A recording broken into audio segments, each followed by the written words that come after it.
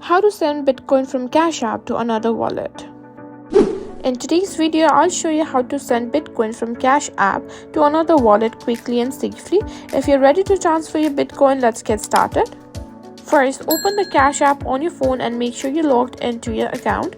Now, once you open the screen, you'll see this page. Here you see an option called USD and a downward arrow. Simply tap on it.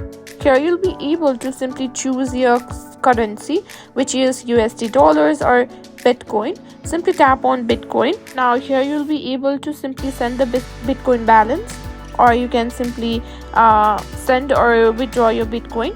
Just enter the amount that you want to send.